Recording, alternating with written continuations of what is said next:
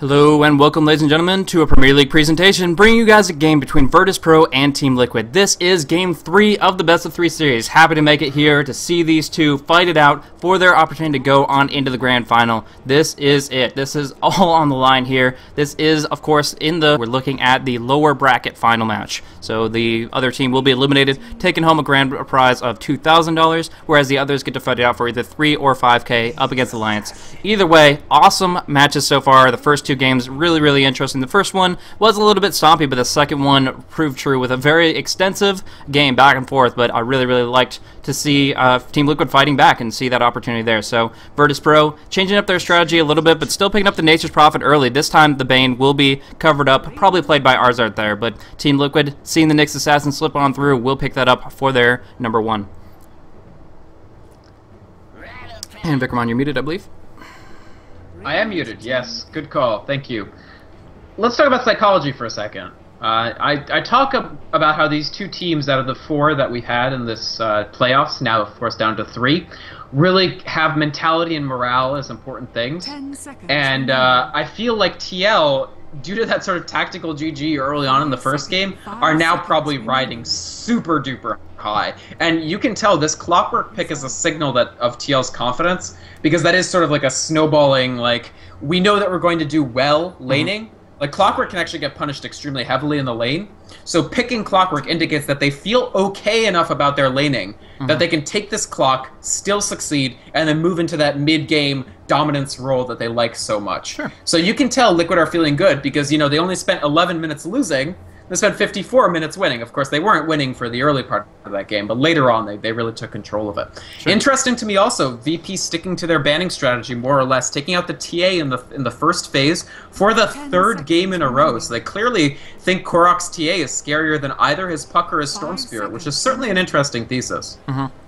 So I actually do like the Clockwork pick, kind of as a counterpick to these two enemy heroes. A Nature's Prophet, if he sprouts to TP himself out, you can always just kind of play in a bullseye there, fish in a barrel, shoot him down with the hook shot, and lock him in place. The Battery Assault means that he won't be able to TP on out. And you can say similar things about the Bane. Although his other spells will be rather effective, if you close in distance with Bane, the Battery Assault being active means his Fiend's Grip is going to be extremely unreliable, if not impossible to get off. So I honestly think it's a great pick up against those two heroes, and the fact that it's still available in the pool and one of Bulba's signature heroes, yeah, we're gonna see it. So that great pick up there. Ban it. And along with that, they have a great defensive tri-lane already built up. Nyx Assassin supporting whichever carry TC ends up picking up there, so Ix Mike will be running that, whereas Fluff will be on the Chen in the jungle, roaming out about a little bit and making sure their carry is safe, comfy, and cozy down on that bot lane. So now Virtus.pro opening up their draft. They have one support and one solo to an extent, and they're going to have to figure out exactly how they play it out for the remaining picks. The other thing with the Nyx Assassin, of course, being plays that now, if VP were planning that October surprise of the Destroyer Tower again, it's going to be a little more fraught of a decision, since as you stack more and more intellect on Outworld Devourer, which is exactly what you want to do, Nyx Assassin suddenly starts getting really scary. Now, you actually can take countermeasures. The issue is the stack growth. If you're stuck with an OD against a Nyx, which I absolutely don't think VP will pick, but if they were, they could do something like get like Bloodstone, like get those items that don't get your int up that much, but just get your mana pool, but they won't pick it. Here we see them going for much more of a, we really want to win the Triverse Try. That's when you take Undying, and look how... Taking Undying early is something we haven't seen in months. The reason you do it is because you think they know that Liquid will read that they want to win the Triverse Try and ban the Undying as a 4th or 5th ban. So taking it this early signals definitely, absolutely 3v3. The only question is, does Bane add enough to that to make it work? It's an interesting point, because honestly, Bane won't provide the disables that'll set up the zombies to stack up more and more. So Team Liquid, interesting movement here. They had first pick, but they ban out the Gyrocopter themselves. Why wouldn't you want a Gyrocopter up against an Undying? That's an excellent question. Probably because they want... They could go Luna. Take a cleaving carry. Yeah. Yeah, they're going to take Luna or something. Luna or just a carry. Cutting out a little bit there, unfortunately. But, yeah, a little bit of Skype issues since I'm going for some anti-DDoS maneuvers, but we should get him back on in just a second here. So, yeah, we'll see him in a second. I actually just have him call back here in a moment, but beyond that, hopefully you guys are yeah, still tight here. It looks like no frames dropping on the stream. So just with my Skype tunnel on through, and it looks like Vic is calling me back right here. Sorry about the little technical issue there, but he's coming back on right now. So, yeah, and you'll have to re-enable your video with that, sorry. But, yeah, looking at the bans coming on through, we see a bunch of Korok bans. We see the takeout of the Puck, of the Queen of Pain, of the Storm Spirit. Korok is more limited than before, but he still feels very comfortable. They're going to pick up the Luna here. Moonblades will actually probably be picked up relatively early to make sure that the zombies aren't a factor. At least 1 point will help out, even if it does push the lane a little bit. But beyond that, we are going to be seeing Korok having that nice 5th pick. It pretty much makes it so that they can set things up the way they want to. Can go on in and... Did my tunnel just fall entirely? No, I'm really not sure what's going on with my Skype, but hopefully it will fix itself, or we'll have to go for something different, because obviously we don't want to spend half the game on technical issues. So I'll do a quick restart on that, and hopefully that will solve all its problems very, very quickly. But beyond that, yeah, now they get the opportunity for Korok to bring out a surprise pickup. They get to go and... maybe go for a Beastmaster or something like that. They get to respond with this final pickup. They get to say, okay, we're up against a Warlock. Probably he's going to be in the mid lane. And as such, they're going to be able to go and pick up against that a little bit. Try to draft in particular against that. And so resetting all that stuff so that Skype can be enabled here. Sorry guys, just want to avoid any kind of DDoS. Not that they necessarily would target me, but we have seen AAC having some issues, so I figured it would be better safe to be than sorry, especially during such a big playoff game. So sorry if we take a little bit of a minute to make sure technical stuff is all taken care of, but he should be able to call in just a moment.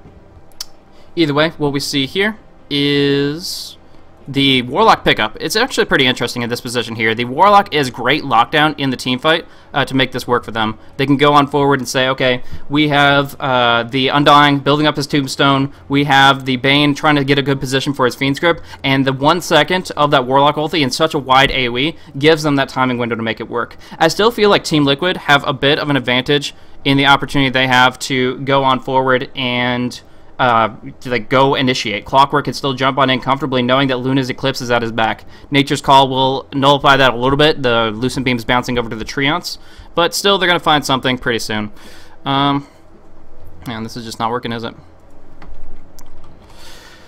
Oh, hopefully it's not going to keep going. But, you know, it's a drafting phase, so losing a little bit of commentary there hopefully won't be that big a deal. We do see 10 seconds left on Team Liquid's draft. Picking up Korok's hero. They're under the pressure here. They go with the Beastmaster, and I don't think they'll switch it up. I think Korok will just pick up the Beast rather than Bulba. I know Bulba opted for the Beastmaster last time, and that's who usually plays it for Team Liquid. But in this situation, it just doesn't make too much sense to go ahead and say, okay, well, we want our key Clockwork to be a big factor, and if Korok's not very experienced with that, because Fluff and Bulba are the only ones I've seen play Clockwork, I think Korok's perfectly comfortable to pick up the mid there, micro a little bit with the Boar, and of course just deliver a very powerful disable. Worked great last game, and it should work out pretty well in this situation. But we do see an interesting, very unorthodox #1 coming on through for Virtus.pro in turn. Illidan picks up the Weaver, and he is the only one going for farm here. It makes it a great aggressive trial lane. Team W can go on the mid or the top. KSI can also be looking at either the mid or the top lane.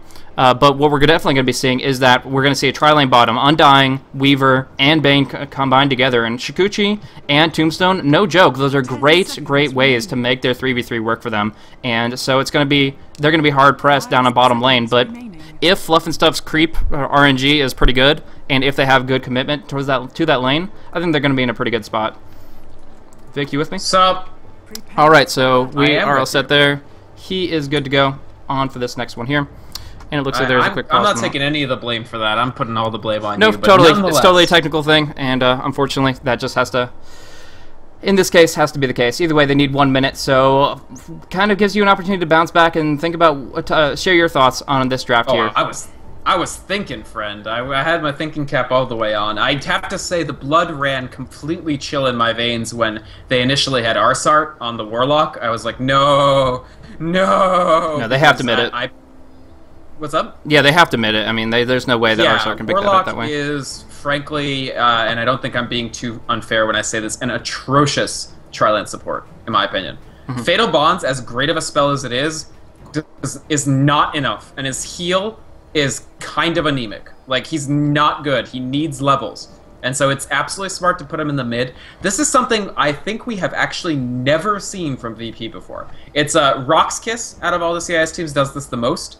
Na'Vi have done it, I think, once or twice. And Dignitas in North America love the Warlock mid. It is viable. He's got a great auto attack animation, decent base damage. He can zone people out. The heal / damage actually is pretty good in the mid. And the main thing, obviously, is that it gets him farm and levels. Two things that are incredibly important for Warlock. Warlock is one of those eternally misconstrued public heroes where people are like, oh, he's a hard support. No, he's not. People are starting to get that now since the big fixes that came into his ultimate, causing it to deal, I don't know, 3 times more damage. It was just completely bugged, and as soon as it got fixed, you started seeing him as a potential pick. If TMW is not ganked, and if he's able to get up levels in Aghanim Scepter, it becomes very hard to beat a Warlock composition. Yeah, exactly. That's very, very true. I don't know if the Fatal Bonds is going to be very applicable in this kind of lineup that they've drafted up. I mean, they don't have that much AoE, other than maybe Wrath of Nature hitting on everybody, but everything else, just the great Golem and the great damage and heal from the Warlock, I think they're going to be in a pretty good position either way. Yeah, yes, it's not a Wombo combo lineup, but I don't think Wombo combo lineups are really VP's thing. It's much more about just getting good, solid damage and good early game. Good thing they don't have too much lockdown right here. Bane didn't skill up the Nightmare just yet, so Arzart is not able to bring down Ix Mike with that Nightmare. Of course, he was pretty close to tier 2, so locking him in place didn't necessarily guarantee the kill, but he's certainly happy to be not caught in that situation. And one cool maneuver from Liquid is this position here, going for the aggressive tri-lane themselves because they know what's coming down bottom. They know that enemy aggressive tri-lane's there. But in response, Virtus Pro is rotating once again. A little bit of musical lanes before even the creeps hit the map. But we do see that Bane and Undying are going up top with KSI for the moment, whereas it's going to be Illidan getting some solo experience up against Bulba. Right. Weaver 1v1 is just dandy. It's quite hard for Clockwork to actually catch him before 6. And even after 6, I mean, nice cogs just to drain his mana. Weaver's actually, his mana's really bad early on. Like, it's actually atrocious. So if you can cogs cleverly like Bulba did there, it drains a lot more than... Like, it's 80 drain and 50 mana. So Clockwork can sort of look to win the lane that way. Otherwise, he does not have an advantageous lane. Yeah. You basically can't... Like, if you cogs the Weaver in... something went wrong, because he can sort of just time-lapse out, or he can Shikuchi before you do it. It's a very comfortable lane for Weaver, and it's smart of them to do the 1v1, with the only question being, they still have to get KSI levels. Like, they don't want to peel too much off. It's going to require careful lane management. Yeah, the way this jungle situation is going to be intriguing as well, because of course Fluff is in their jungle. Yeah, this is really weird for them, because in this position, the Radiant have the vision advantage, but still NS is in this position trying to go for pulls alongside Arzart, and they're finding them, but as such, they're also blocking Fluff away from the lane. It's currently kind of a 2 versus 1 up against KSI, which he's relatively comfortable with. Actually teleporting Courier Snipe coming through. Will the Flying Courier come up? No, Cluckles drops down. Big money coming in for KSI and the team as a whole. And of course, that's going to limit the potential of Bottle Crow for the Beastmaster, and he needs it with the fact that 1v1, Warlock's going to destroy this lane. Hashtag save Cluckles. Poor Cluckles. We do see Bulba doing pretty good work. That sucks. Yeah, honestly. It really does. We do see Bulba doing work. Beastmaster's one of those heroes. He wants the Bottle Crow more than Warlock wants the Bottle Crow. And I don't know. I feel like against Nature's Prophet, like, why wouldn't you get as early of a Flying Courier as you possibly could? Nice job by Fluff in the dying instant of the Hellbear. He breaks the clarity off KSI. That's sick, actually. So great attention to detail there. So yeah, definitely really helps him in that situation. Also, Bulba down in bot lane, it actually is maxing out cogs here. He's using it so that Illidan will never have a Shikuchi available in the lane. He's just making sure his mana is always at 0, and from there, Geminate's frustrating, but he has a Stout Shield, he has some dedicated regen, and of course he will have a bottle once Cluckles actually does come back into the fold. So in this position here, Bulba's happy to just go against Weaver 1 versus 1 as long as that Weaver is out of mana. These lanes, I love it. We've got 2 versus 2, 1 versus 1, 1 versus 1, 1 versus 1. Oh, Illidan. He's trapped in with Bulba, but Bulba can't quite bring the damage quite yet, because he only has rank 1 Battery Assault, because he took 2 ranks of cogs. Sure. Not that I blame him, because the cogs... Oh, Korak said, by the way. First blood coming out for the hasted TMW. Actually, that haste, making sure that he won't be dropped down by Fluff in turn. But yeah, just using that right clicks, the Fatal Bonds, and that damage over time to bring down the Beastmaster, who unfortunately couldn't get the rune, and of course couldn't Bottle Crow, based on the fact that his Courier's still down for the count for another full minute. Right. I'm very interested that Bulba actually ranked the 1 in Rocket Flare. I thought he would wait for that a little bit longer and take the 2nd rank in Battery Assault, because he's doing incredibly well in this lane. This is actually very clever play, because I talked about how the Weaver doesn't worry about the clockwork. When he doesn't have mana to cast Shukachi, with his whopping 290 base movement speed, he actually starts worrying about the clockwork quite a bit. So this is really good work by Bulba here. I was basically wrong to call this lane for Airman. He's just kind of getting outplayed. Yeah, very much so. What's that? Arzard up on the top lane. We are going to see him put pressure on, getting pressure put on him, but the Test of Faith is not going to be enough to lock him down because Ix Mike couldn't follow up with anything more than his stun. So in that position there, they go for some damage, they get some harassment in, but they don't net a kill just yet. Meanwhile, in bottom lane, I expect Clockwork to probably rank up. No, he's actually going for Battery Assault, so kind of going for a 1v1 build in this position here, but the Rocket Flare, I think it helps to make sure that they can last hit a little bit more effectively because it does a little bit of a burst of a magic damage. Actually, Illidan going deep right here now, just continuing the harassment, using the mana while he has it. Either way, Bulba is in a position where he will be able to win the 1v1 as long as he has enough HP and mana to work with. But we do see... This is another personal choice thing, actually, Blaze. Bulba does not favor... He doesn't like Rocket Flare that much, or leveling it early over Battery Assault. I actually completely agree with him. There's definitely different schools of thought, because pro players do both. But there's a lot to be said for maxing Battery Assault quickly, simply because if you get most of or all of the duration of it off, it does an insane amount of damage. It's actually one of the highest damage abilities in the game if all of its ticks come off. Single target. Whereas Rocket Flare's damage is really anemic. It's mostly just that it's global. Yeah, 100%. Honestly, it's interesting. Clockwork skills, all 3 of them are great at level 1, and then all of them are amazingly powerful at max rank as well. So it's almost like he's OP. No, he is a really strong hero. I mean, you were seeing him more and more just because, yeah, he scales well and he's good early and he ganks. Why not? We do see, by the way, TC Luna rotates to the bottom now. So as soon as Clockwork, and this is timing, as soon as Clockwork hits 6, he leaves Luna swaps in. This could be actually pretty big. Clockwork going in for the hook on mid. Korra can just roar to set it up, but they miss it. They needed to go for the roar first, and instead they go in for that hook, which just doesn't land true. So that rotation from Bulba, honestly, just wasting his time, and unfortunately nothing changing out of that situation. Wild Wing trying to do some harassment with the tornado, but Undying's just going to chew on that for a little bit and knock it down in the end. So, yeah, a lot of pressure. Going to survive. Pressure put out onto TMW, but it's really to no avail. They have not accomplished anything. He's going to bottle crow it up once more, and he's sitting at one of the highest levels right now. He is a 4-way tie for level 6, and he's moving in towards that level 7 faster than anybody else. Oh, Cogs? Down on bottom, we do see Bulba trying to do some damage here. He gets the Cogs onto both of them here. TC doing a lot of damage. Losing Beam will come on through to get the kill, and now Bulba taking a lot of hits. Does get hit by the Decay. Both of them dropping quickly, but Weaver surviving just a little bit longer. Unfortunately, doesn't have managed for Shukuchi and won't be able to survive. Fluff on the run. Will Luna be able to help him? She's already pressured by the creeps, and I don't think so. Fluff is taking a lot of hits here, but unfortunately, he's just going to have to TP on out. Welcome to ZomboCom there. The zombies actually body blocked NS from dealing the rest of the damage that he would need to kill Chen. Sure. Ouch. And 1 second CD remaining for the magic stick that would have let Illidan Shukachi out of that fight. Exactly. But again, dude, the Battery Assault does good damage. They really pressured them down there, and that's a big win in that left fight for Liquid. TC survives. I think he was even there to get assist gold. That's a pretty big deal. The issue is the tri-lane didn't go that great at the beginning. Even though it was basically a 3 versus 2, one thing I didn't talk about Undying, he is actually the best hero in the game in that rare situation that you end up in a 2 versus 3 lane. So usually people hate 2 versus 3 lanes because you get wrecked just as hard as you get in a 1 versus 3 lane. But Undying is the one hero that can make it work because of the equalizing power of his... Oh! Ix Mike, he's dead top. Yeah, big freeze script coming out. Nice Carapace will delay some damage, but he only can get the Impale on 1, and he actually hits it on 0, so no way. Nice. Bulba trying to turn it around, though. Battery Assault doing a lot of damage, but he gets Nightmared, and there are treants to tank it up as well. KSI will walk out of this, and Bulba blowing his entire mana pool to really accomplish very, very little. Invis rune, Korok. Coming on he's running out. He's out of time. Just a moment. Yeah, the treants will scout him out, and as such, there's no chance for KSI to be picked off here. Right.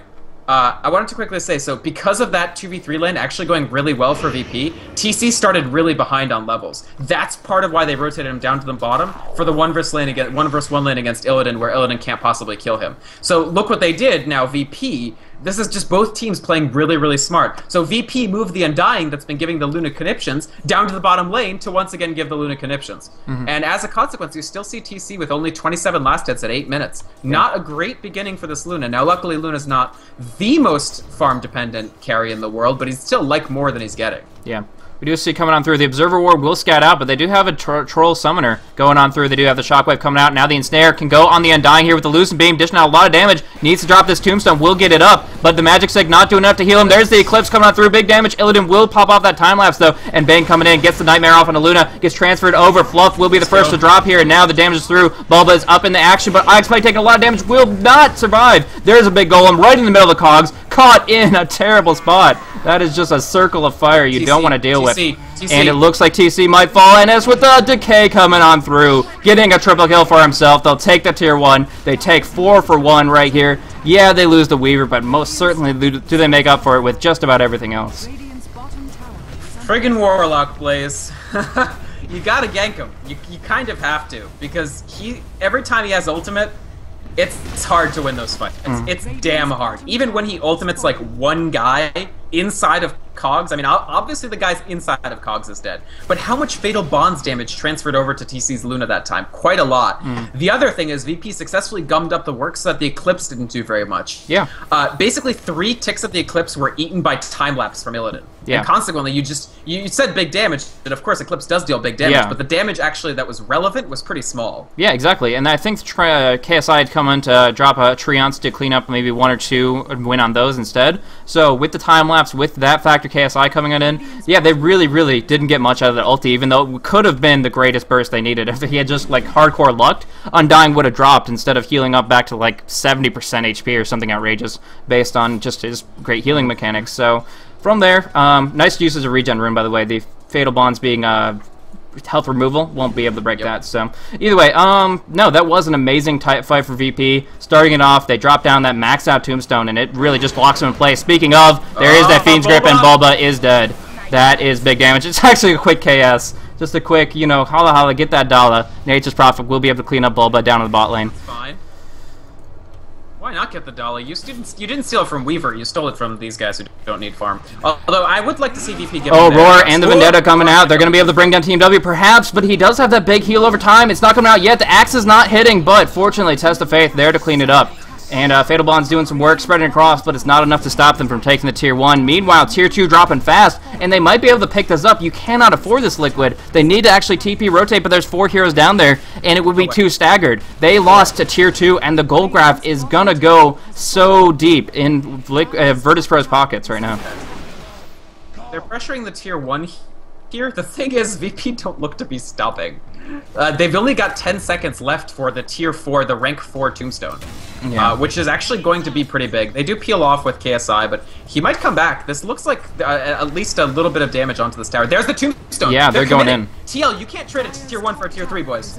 This is bad. Korra coming on back. He doesn't have Roar. He only has Haste. They know that they don't have really the team fight for it. They need the best Bulba initiation, but the Treants positioning are blocking up, taking up tower hits, and yeah, that is a full 1/3 of the Tier 3 tower already dropped off. Only 11.5 minutes into this game. All right, I mean, it's fine. VP again. They won the laning phase. They've won the laning phase in all 5 games that these teams have played against each other in the playoffs of this tournament.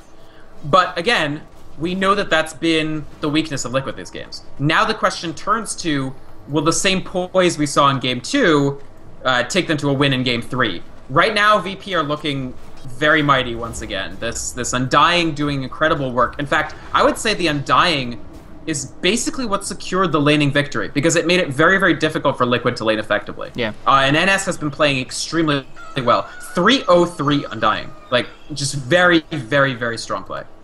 No detection coming out from Virtus.pro. They don't know anything about Ix Mike right here. He's looking for his opportunity. Only has about 8 seconds left on Vendetta. Drops onto TMW. Nice. Can they burst him hard enough with the Roar? They can. Nice drop down. Really quick. The Tombstone in the midst of things. NS waiting on through. The Fiend's Grip gets interrupted. TC pops out the Eclipse, and he does burst down Bane. Now the Cogs in the middle of things, splitting everything else. NS cannot do anything here. Drops a big decay, but gets stunned up. Ix Mike walking away. They clean it up 3-for-0 here. They're even looking at Illidan. In case he wanted to try to go for the Nyx, they had the Sentry Ward in place to make sure that that's going to be punished as well. They just destroyed that team fight. And we do have a quick disconnect coming out from Illidan. He will have to come back on in if they want to be looking at this Tier 2 defense.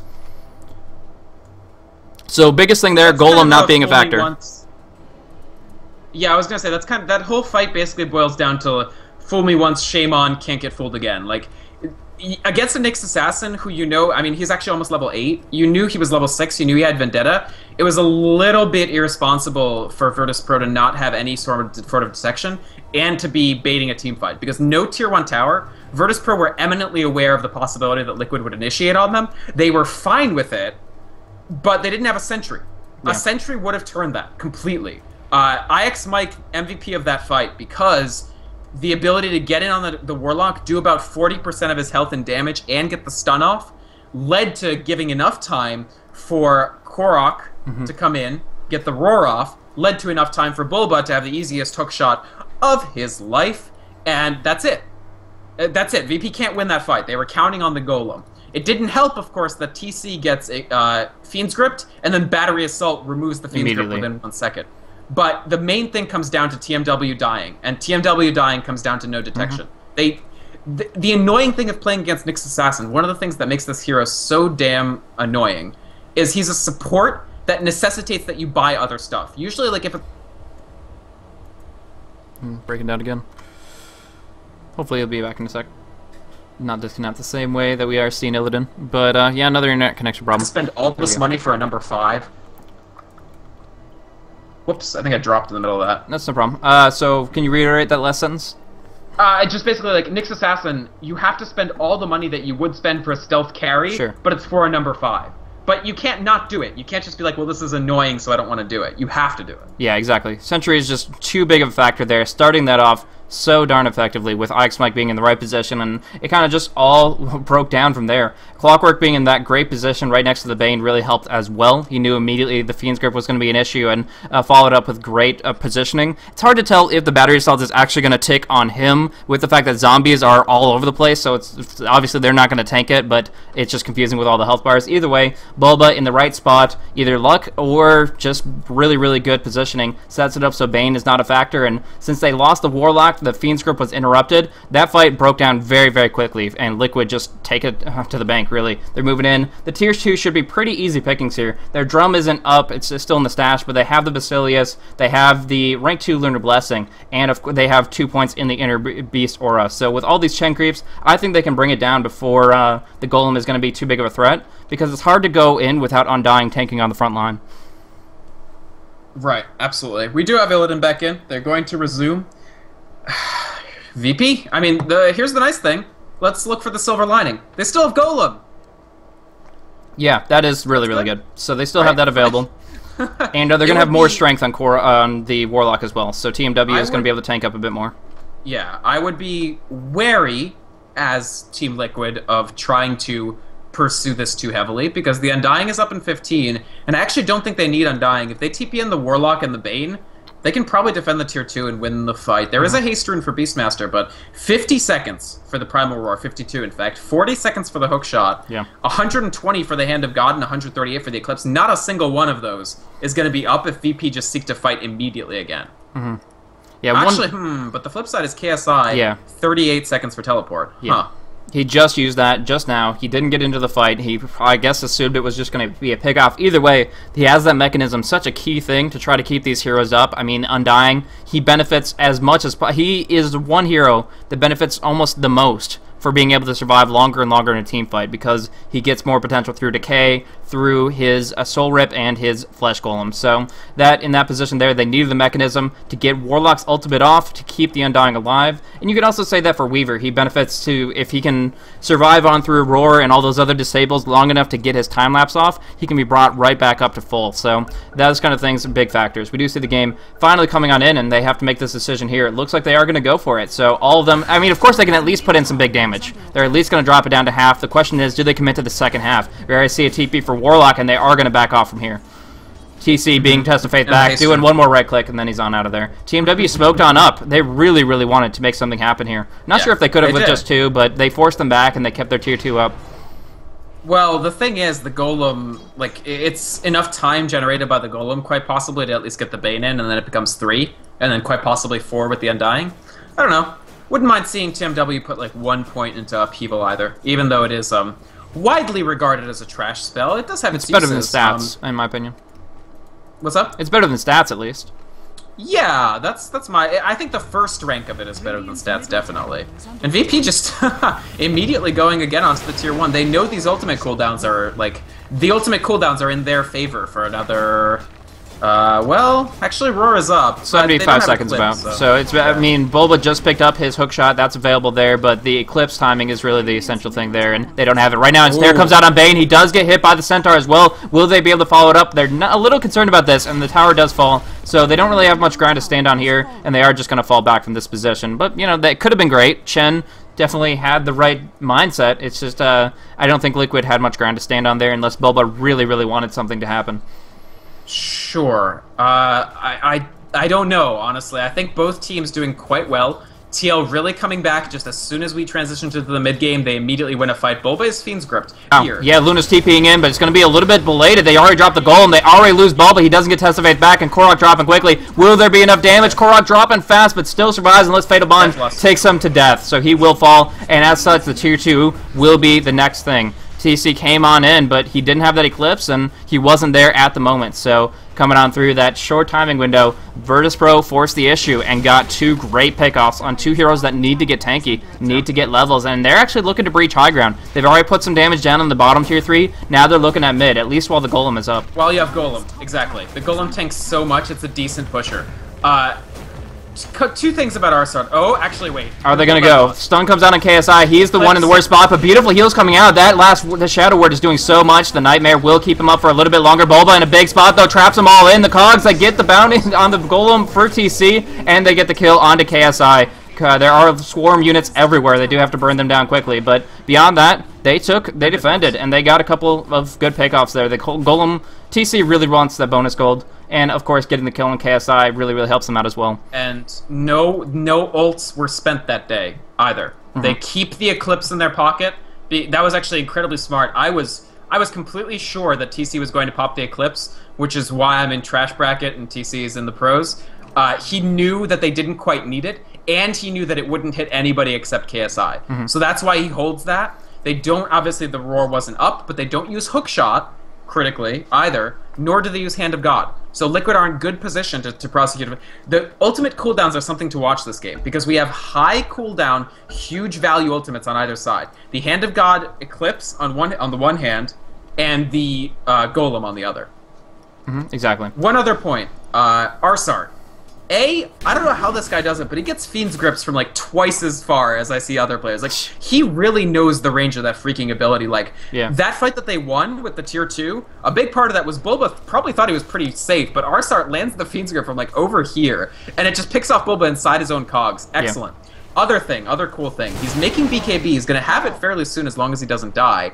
And it's cool that he's doing this even though there's a hook shot and a Roar on this the is other beautiful side. from Liquid. They have the Hawk to scout out, and they're going to go for a sneak rush. All of them are here. They have Bassi drums. They have, like I said, two great auras for right-click damage, the Inner Beast and the Lunar Blessing, and they're going for this. This is great. Of course, no vision either. Yeah, 100% they know it. They all smoked on in. They even have Fluff roaming around his jungle in case they get antsy about the fact that nobody's on the map. And here, with this Hawk, they can be very comfortable about this. We do see Treants coming on in, but it will... Oh, they get glaved! They're taking damage! The Treants are taking hits, but at least, yeah, they have brought down Roche so darn quickly. 800 HP and falling, and they will get the Aegis on Luna, which makes her such a good hero in a team fight. I mean, amazing potential here. If those Treants had walked by earlier, it would have actually been a very interesting case to see VP's reaction when suddenly Glaives come out of nowhere. But obviously it was far too late to actually do anything, and Liquid just brought it down shortly thereafter. And VP counter pushing, but now this is Aegis Luna, and she just leveled up with that Roshan XP to the rank 2 Eclipse. And Eclipse, the second rank, is really important because 4 Eclipse strikes gets really underwhelming really quickly. But 7 Eclipse strikes is pretty relevant for a pretty long time. Yeah, exactly. And of course, she can pop all this after the Aegis expires, so just run around with the Asha. She can deliver a lot of right-click damage, and then wait until she comes back up. And as soon as she respawns, popping off the Eclipses, they're still locked in place, as they should be with good cog placement.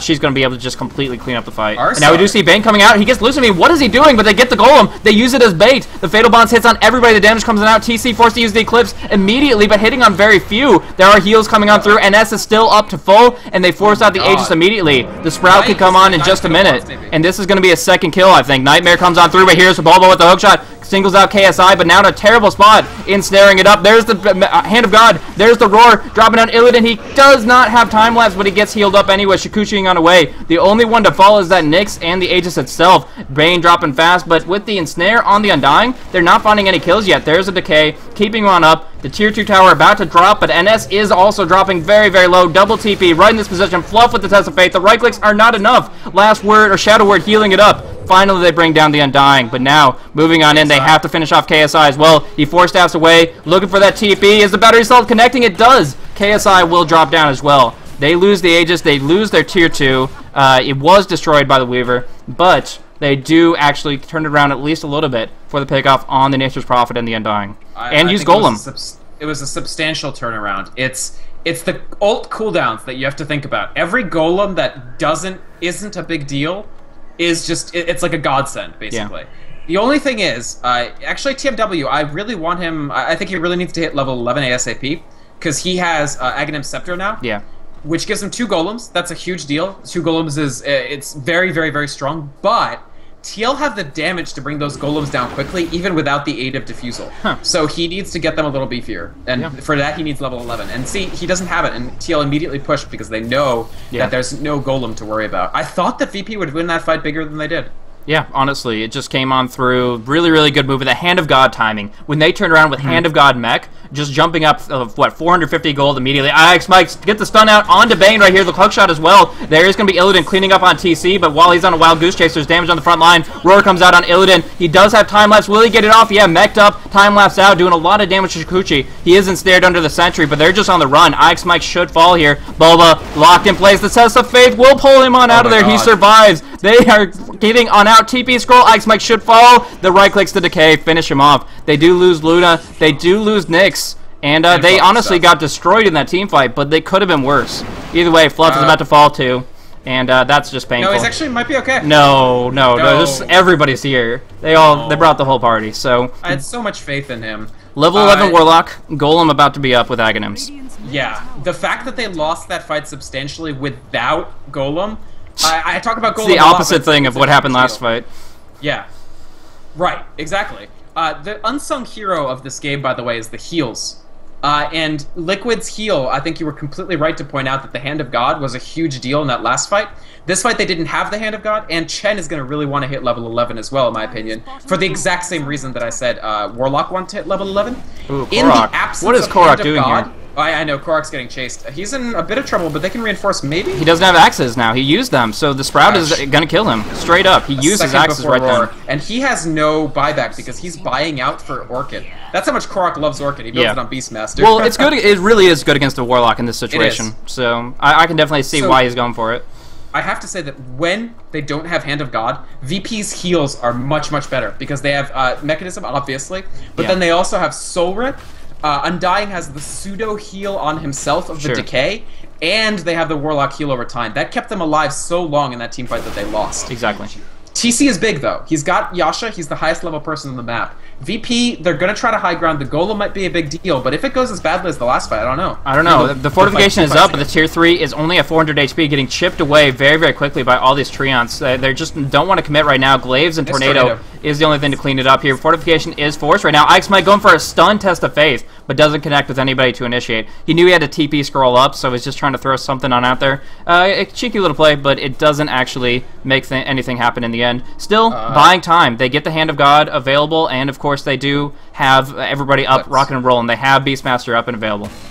The Eclipse also is up. Sure. MVP Tornado, MVP Wild Wing Ripper, or whatever the hell he's called. That Tornado cleared out the Treants. Otherwise, the Treants would have brought down the tier 3. Lincoln's up for Weaver. He won't get roared out, but just outright. They have to cast one more spell on top of him to actually make it, and it's going to be Mana Burn or the Lucent Beam. I guess Chen has a couple up his sleeve as well.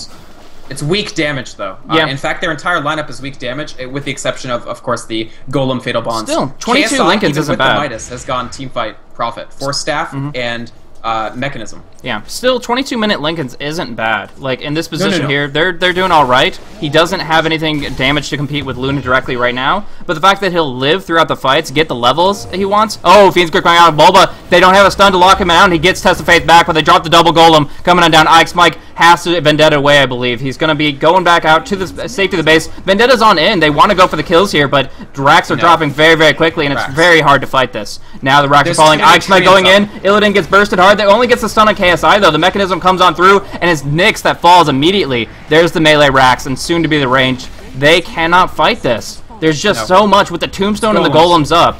Holy crap, zombies and demons everywhere. The other thing is Treants plus Golems equals why bother hitting Eclipse button. Exactly. Bulba going on in. He hits onto the Bane, but immediately just cogs him to the north. TMW in this, but without any Golem, he is actually vulnerable. Here comes the kill. They get the Roar in TMW. They can bring down the gem. Oh, nice Nightmare keeping him up for a little bit longer, but he has nowhere to run, and the Eclipse finally comes on through. So they bring him down. They get their own Gem of True Sight. TP away from Undying, but they actually hit the Lucent Beam on the Bane. Nightmare in 4 seconds. TC has his Lucent Beam in 2. One more Lucent Beam to connect. Wills to make this work here. There's the Nightmare, but there is the Rocket Flare as well. They finish it off. Double kill for Bulba, but they lost their racks, and they are so far behind right now. I'm really surprised that Arsart. I mean, I know he wants to keep buyback. No, he's right. I'm wrong. He should keep buyback. But he was so close to getting BKB. If he had just escaped from that fight, it was the Bane BKB, which forces Liquid to use one of their critical ultimate disables on the Bane rather than on another hero. But he won't get it. He will have to keep buyback. Yeah, actually, with Fortification, he should have bought out in retrospect. Yeah, I think. Spending out your unreliable gold, you save up the cost of your death. In that sense, it would be 330 gold saved, which is, yeah, your BKB. So in that position, he'll still be able to farm it up before the next fight, I believe, but it is a little bit of gold down the drain since he wasn't going to buy back.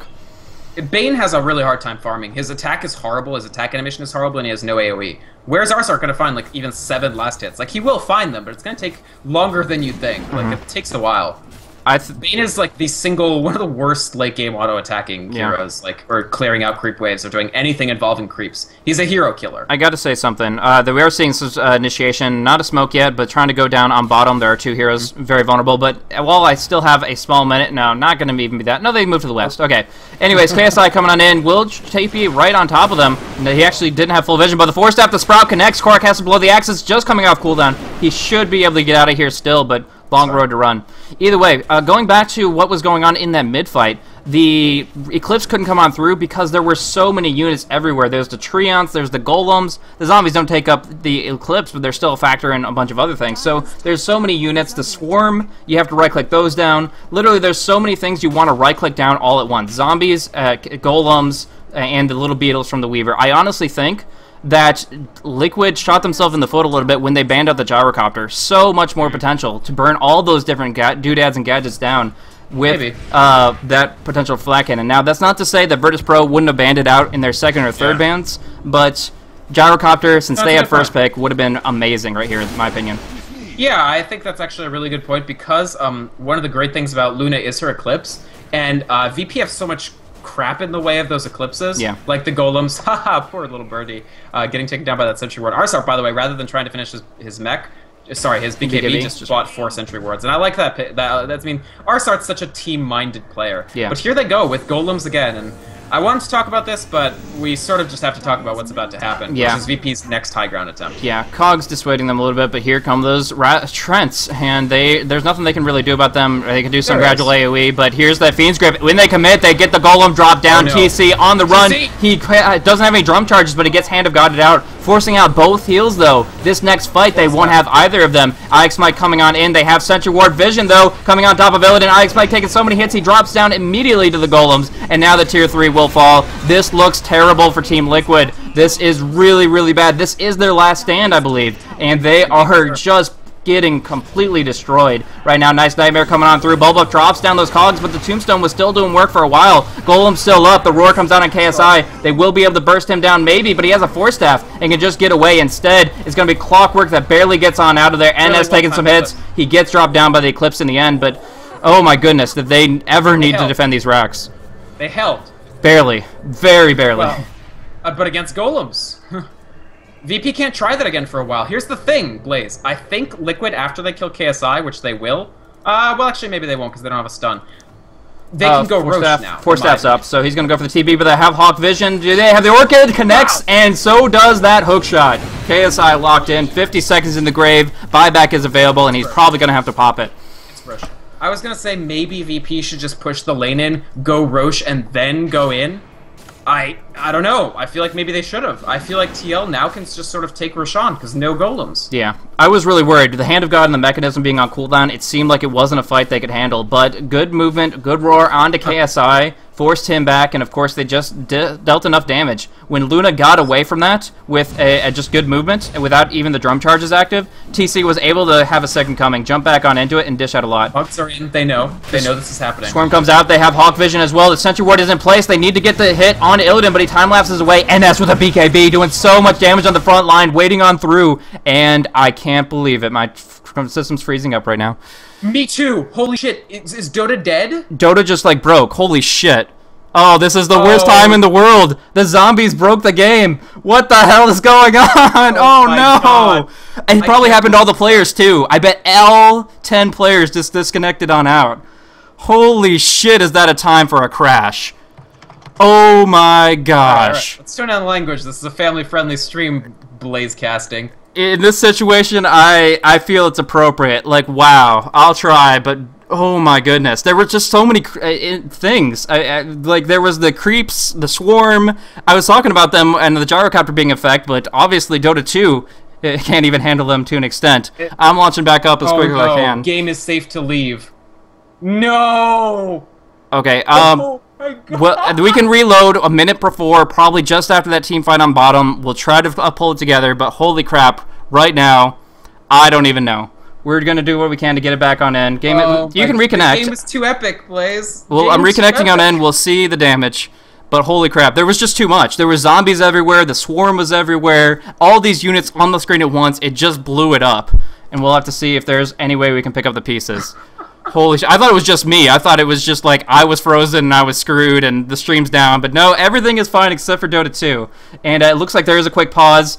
But the breakdown of that team fight, Chen died right now. I'll put it back on the screen. I don't know if we're going to use this. But we might just go for a remake. But holy crap. Zombies everywhere. Fluff and Stuff dies.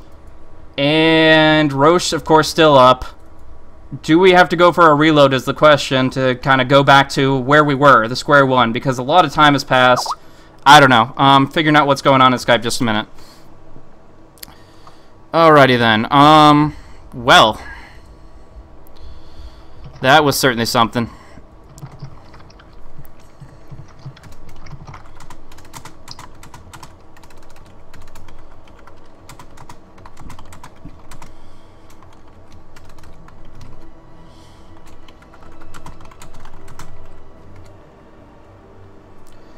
Alrighty then, so can you break down a little bit? Are you in the game yet? I'm in the game. Okay, while I'm figuring out the administrative stuff, you go for it. So what appears to have happened is that everybody disconnected. The first person to go back in immediately paused the game, so that was Korok from Team Liquid. And actually TL want to just continue, which we're going to have to see what VP's input is into that. Okay, I guess they both want to continue. Okay. Yeah. Well. Okay. Wow.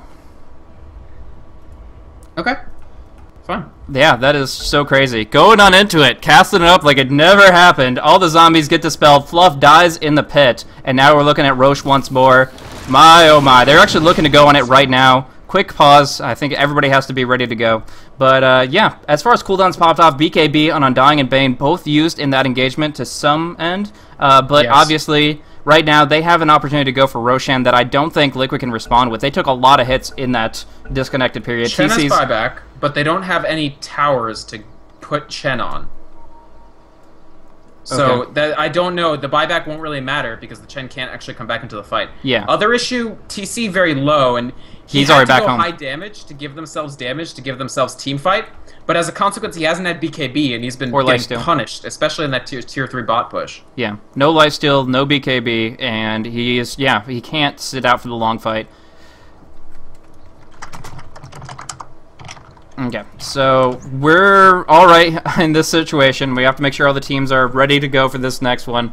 What a way to just that high tension moment, that single moment. Of course, a crash like that can only happen when there's that much stuff on screen. But yeah, that's pretty crazy. Alrighty then, Versuto reporting in, and it looks like we're ready to go. Okay, as soon as teams are ready, which it looks like they are, proceeding on through, guys. Sorry about the interrupt, but we're moving on forward. That was a crazy pause. They do have a Sedge Ward. They know kind of what's going on here. Roshan walking over top, but it looks like neither team committing directly right now. And just kind of get a rebound here. Fluff will be a back up. Everybody back up to full strength. And yeah, pretty much this is the back to square one. Right now, Roche is better off for Virtus Pro, but it seems like a bit of a missed opportunity for Liquid. It's mad sportsmanship from Liquid. I feel like the reload would have favored them relative to how it's going to look now, because I feel like this is a free rush for VP. I mean, class act to just say play on. I wouldn't have done it, but then I'm an asshole. Well, there we go. We see it dropping very, very quickly down to 3,500, and they're going to have to hand it away. They're not even flaring it because they know what's going on, and they're just going to try to counter push out and hold the line for this next one here. It should be probably Weaver to pick up the Aegis here, and as such, Illidan has 2 lives to work with, the time lapse and, of course, that Aegis the Immortal. In this position here, what does Team Liquid need to do in this next fight to actually hold the line? Liquid to hold the line against Aegis? So basically, when you want to do that, you either say... I kind of got to interrupt you. I know I asked that question, and you're going to have a very interesting response. But look at Liquid's items. Sure. They're about to go 5 blade mail. Okay. Literally 5 blade mail. I was about to say they all have to buy out, and the question is, what do they buy out for? So Mike won't be able to afford his blade mail, by the way. He's trying to make it, but he won't make it. Yeah. The 5 blade mail is kind of cute. It might overwhelm VP's ability to heal through it. But they only have 3. Can Fluff actually get his blade mail? No. This is the most last ditch that ever ditched. My goodness. Yeah, no, he needs 1,000 gold. He only has 300. It's not going to work. They have 3, but the question is, what impact does it make?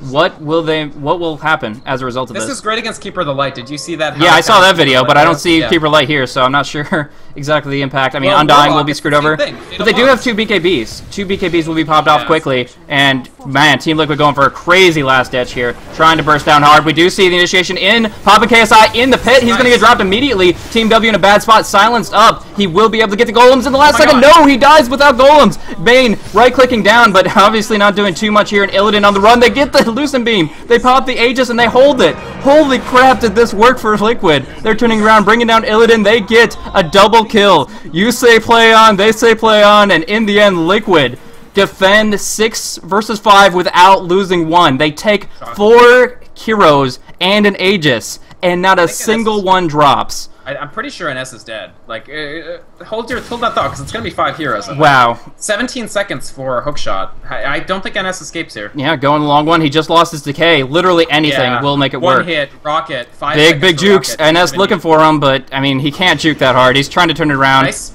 Good. He's dead. Still dead. Rocket Flare finishes it off, and that's 5 for Liquid. I could not believe my eyes in that fight. Now they have blade mails on everyone.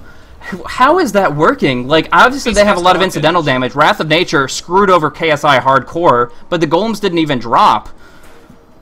It was because of Beastmaster Orchid and stuns from Clockwork. Clockwork got onto Warlock. Warlock doesn't have BKB, and then the Beastmaster Orchid helped a lot too because he continued to be silenced. He was actually silenced through the entire time that Bulba was beating on him. I told you about that battery assault, bro, and the battery assault did huge damage because Bulba, his entire focus was on TMW in that fight. And the Warlock is the key. If the Warlock happens, it's hard for VP to lose. If the Warlock doesn't happen, it's hard for them to win.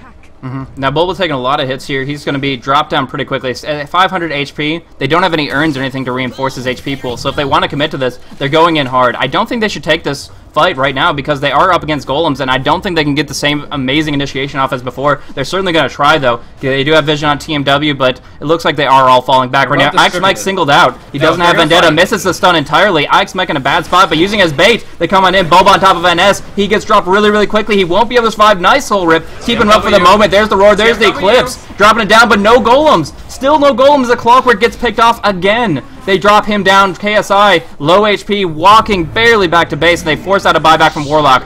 Bulba picks off Prophet. He got a rocket flare to hit perfectly on point. Marksmanship at its finest here. The golem finally drops, but they can actually just right-click these down with the lifesteal. TC taking a lot of hits, actually. No BKB is very, very painful there. So he does get dropped, and it looks like Fluff will fall with him. But they destroyed that fight. They forced a buyback, and I think they can still hold this top lane. Yeah, I mean, are you talking about Liquid? Yeah. Right. Yeah. Bulba's gonna clear this out, no problem. That's not a problem for them. My issue is, okay, just what's the buyback status? Okay, they have buyback on TC. It looks like VP are just going to force out the buyback on TC because now that they used golems to kill him, I don't know that they have push. Warlock, of course, back up to 3118. This Warlock needs BKB so badly. Even Lincoln's wouldn't be bad, but it's more expensive. Just go the BKB, get 800 more gold, get the BKB on the Warlock, and then you can turn it again. Because the last several fights have been a mess. The last 2 fights have just been a huge, huge mess because KSI, the Wrath of Nature, gets him blown up. He either has to leave the fight or just dies because of the blade mails, because of the secret blade mail tech. And then without him, you have to have the golems come down. But Liquid is using the Roar and the Orchid and the attention of Clockwork on the Warlock. Now, in that last fight, VP tried to pick down the Clockwork early so that the Warlock wouldn't have to worry about it. They didn't succeed. The Undying died quickly, and then they set up on the Warlock. And again, no Warlock, no team fight. They have to solve that. I think BKB, no, he's not going to go it? What is he making? He needs a BKB. Is he really going to go Refresher? Like, I don't know. I mean... That's madness to me. That would be foolish. Madness. If you can't get one good ulti off, why go for a second? That's just, in that position, Korok, with that Orchid pickup and Clockwork, Bulba, finding his openings, it would be very, very foolish if TMW went that direction. It's got to be buyout for BKB. I'm going to be yeah, he bought out for BKB. Okay. Sweet. Okay, that's 100% what he needed. Otherwise, yeah, like, come on. Alright, so he has BKB. He can BKB right out of Orchid. The Roar and the Hookshot are the only thing to lock him down, and I think that means golems will be coming out. The question is, how will it work? TC is getting a ton of cash right now. Has his Blade Mail, his Manta, and his Dominator Drum, so he could go in towards a Satanic or a BKB of his own. How do you feel in this position if they do have to face up against the double golem? TC is going to do an incredible amount of damage as soon as that Satanic is complete. I do think that they can potentially withstand the golems now, where they couldn't before. The Blade Mail helps because, again, a game where damage is key, damage output. The Blade Mail is actually, in this case, an incredibly efficient DPS boost across the team. So the question is, can they blow up VP before the golems wear them down? Because golems are damage over time. The initial golem strike actually is not that impressive in terms of damage. It's the fact that they have flaming fists and the radiance damage. Yeah. If TL can either kill the golems quickly with the damage output of TC, or kill the heroes quickly, I think they're fine. Bait on bottom with KSI. Everybody smoked up next to him. Yep. I don't think this bait will work. TL aren't idiots. They'll know that there's people here. Presumably, but they do have, right now, their main initiator, Beastmaster, up there, so, I don't know, they're actually, yeah, they're making sure it's not an issue, all the smokes have dispelled, and yeah, there's too much at stake to try to go for something greedy like that. I mean, it's pretty obvious. This is, the team that loses this next team fight might actually just be eliminated from the Premier League Season 4, so... Exactly. It's very, very on the edge of a wire, on the edge of knives. Tornadoes coming on through, they have the gem up on Korok. He's in a great position to make things happen here. Now, nice. The BKBs are wearing thin. A huge deal. One thing to mention is... Go ahead. Your tornadoes are very, very relevant as far as the counter push goes, but as far as when the team fight does inevitably break out, BKBs are wearing thin a little bit. The one that's on NS has dropped down to 7 seconds, and as such, also the one that was on Bane is down to the same number. So they do have a fresh one on the Warlock. It will nullify some of that Blade Mail's effects, but I still think that Liquid will have a great potential to try to fight in this position. Absolutely. I mean, part of the problem for VP is I really wish this Weaver was bigger. Illidan still doesn't have MKB. Like, he has 324 gold per minute, substantially less than most other, most other relevant heroes. Oh my gosh, BKB forced by Bane. He tried to go in to bring down the Nyx Assassin, tried to go for BKB Fiend's Grip, and there was a test of faith on him. Big mistake by Arzard, and this could be terrible for them. Actually, it's okay, I think. I think it's actually okay. Okay, because, we'll see if the Fiend's Grip gets off the next fight, but the Golem pops off down, and that's a lot of damage from TC. Manta's on the way. There's the Tombstone in place. They do right-click down, but they stun out. Bulba gets away, pops off the Blade Mail, Cogs, and Force Staff. He is out of there successfully, and the Golems drop. They do take the melee racks, but falling even faster are that of Virtus Pro, bringing down Undying right here with the Lucent Beam. Can they connect with any more disables? It's all on Clockwork, but he's safe and sound at base, and he won't be able to initiate. This is so smart, this upheaval. Look how much this slowed TC. This makes it impossible for Liquid to actually chase. That was so smart from TMW there. Maxed out upheaval, doing work there, had it up for a few seconds. Bulba coming in, he needs the biggest hook of his life right here. Rank 3, he has range. He has the range of TC, jukes on through. They're actually going to try to turn it around. Bulba, where are you? There goes TMW locked in place. The Cogs connect, and TMW at least will be 1 kill. But at the same time, you're looking at that melee racks fall, and if they can't make something happen in the 110-second Golem CD, that is a huge loss permanently. They're down 3 racks now. I still don't know. I still don't know who takes this game. I honestly am completely at a loss. There's 100 seconds until the next Chaotic Offering. The question I have for you, Blaze, is can TL push during that time? It seems like they don't think so. The racks are so far down. It's so darn difficult. I mean, yes, Luna is amazing at pushing a thing out when she has amazing damage output, but right now it's just a little far behind. Despite being amazing net worth, she needs 1 big damage item to make this work, and instead it's just... Sure. What is the deal with VP not holding TPs? Do they just think they can't escape no matter what? Like, Arstar, NS bought a TP and then dropped it in the fountain. Like, I cast a fly upon you, Town Portal Scroll. Yeah. And here we go. Liquid gonna go for the Roche.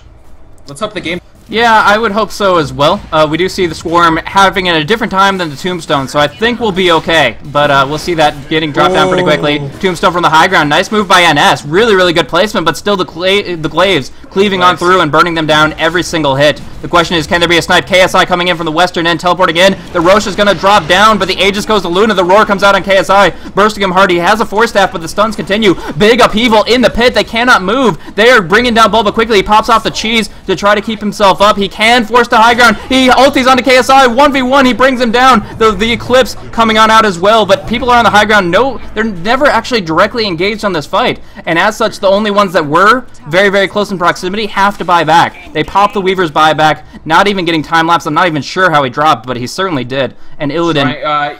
he dropped because the Eclipse was popped after he time lapsed, I think. Okay, so... VP... No, I don't know. I think trying to take the Roche without the Golems, without the Chaotic Offering. With Chaotic Offering, that was a trivial fight. Yeah. Like, really trivial.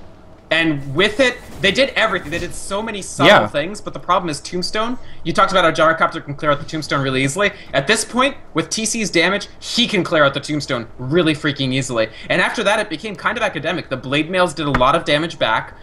Bulba did a lot of disruption, and TL were able to take it solely, in my opinion, because of no Chaotic Offering. That said, they're still down 3 Raxes. Yeah. I honestly have no idea who takes this game, but the Weaver... I feel like Illidan is coming close to being a non-factor. He's actually tied for being the lowest level person in the game, and even though his net worth is decent, he has so little, like, actual things. Like, his items...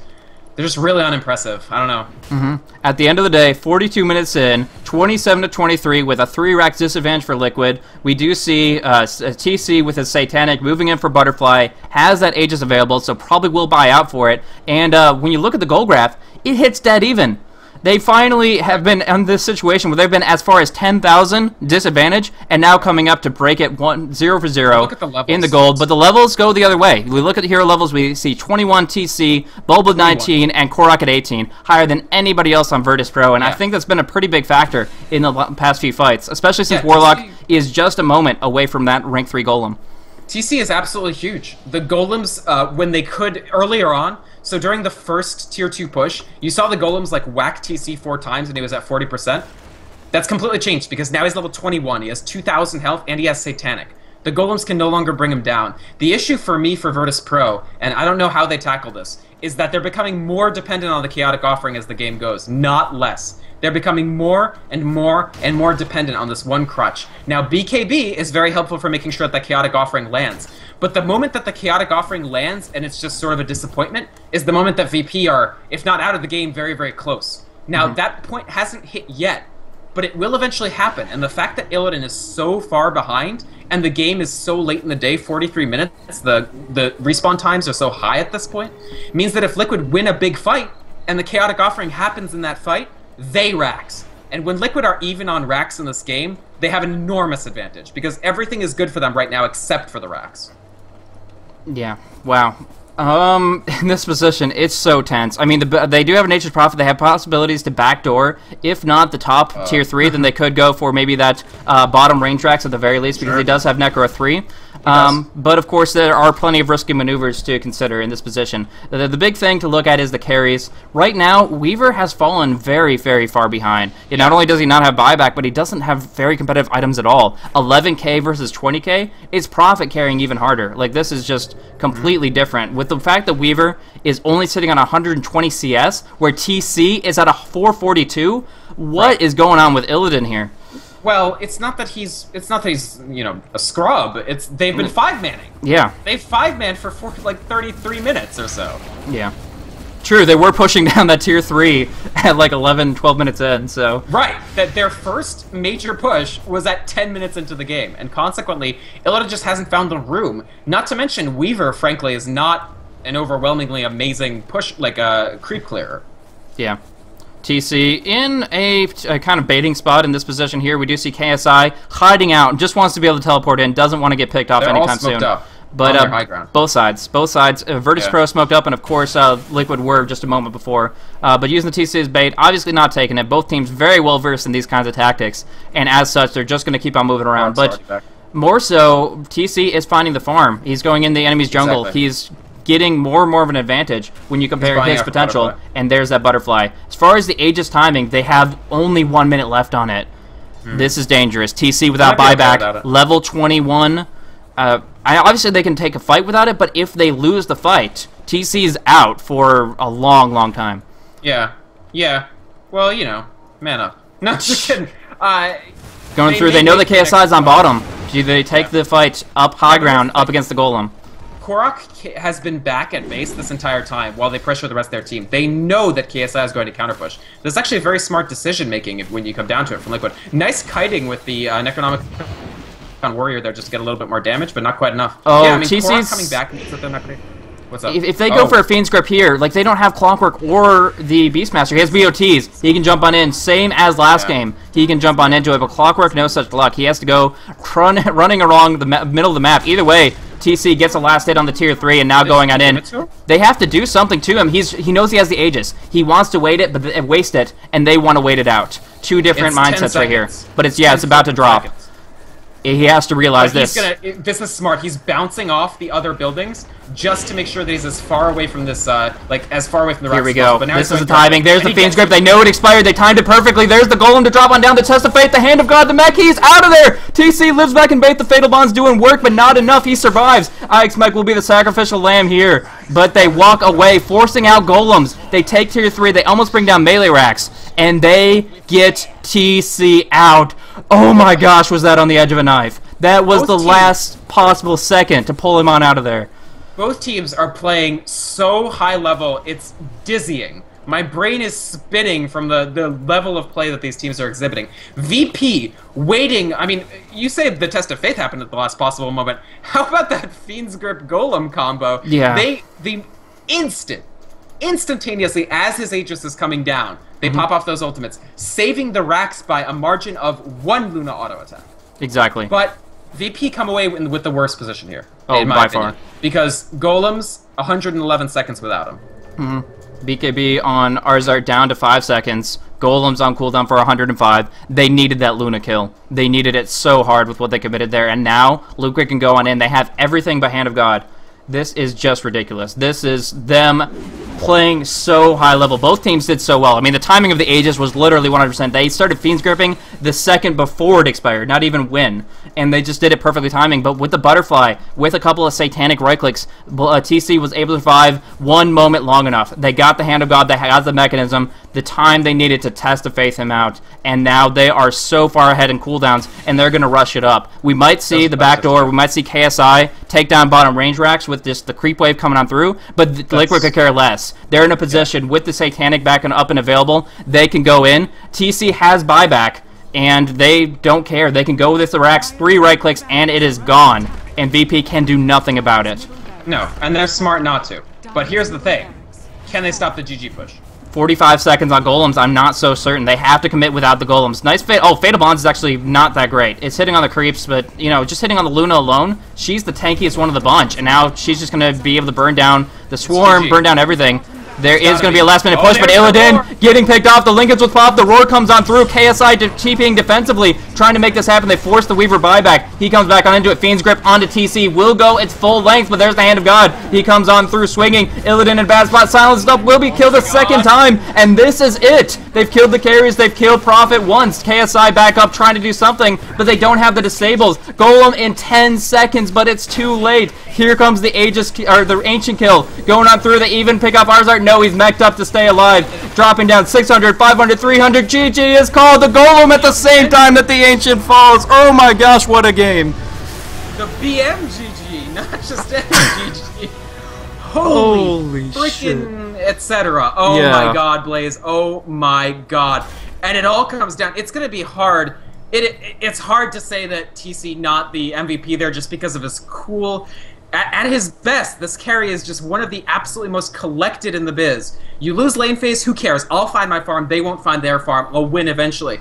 But this comes down to one spell, Test of Faith.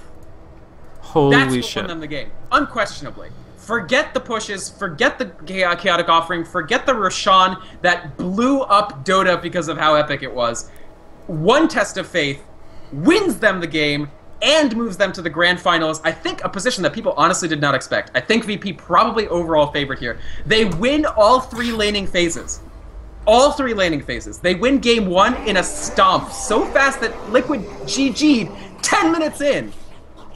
And they take it with 2 just...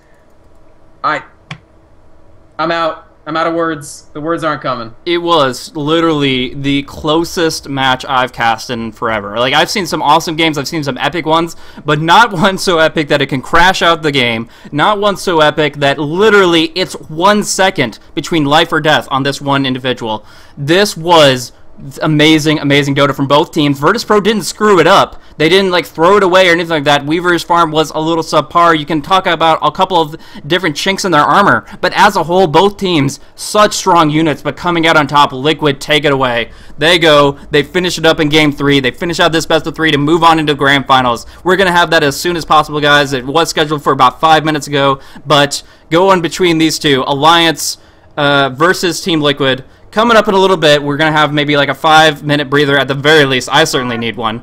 But, yes, please. 5 minutes. 5 fucking minutes, man. But, yeah, this was an amazing game. Probably the best one to watch this week, at least, throughout this entire playoffs. I think, I honestly, as much as I hope for great things for this next final match, I cannot imagine it can get better than this. Oh my god. And TL could have lost at so many points. The all-in Blade Mail looked so desperate, and it was just like the tiny bit they needed just to manage, just to not lose, not to win, just to not lose in that instant. And then the clockwork, the shutdowns on Warlock, any of those fights in which Warlock didn't get the gold Chaotic Offering off could have been game. I mean, VP, not to take anything away from them, the only criticism I have is they should have found more farm from Illidan. Sure. But aside from that, VP, an amazing game, an amazing series. In fact, they brought the excitement for every single series that they played in this tournament. They will take 3rd place, but extremely strong team.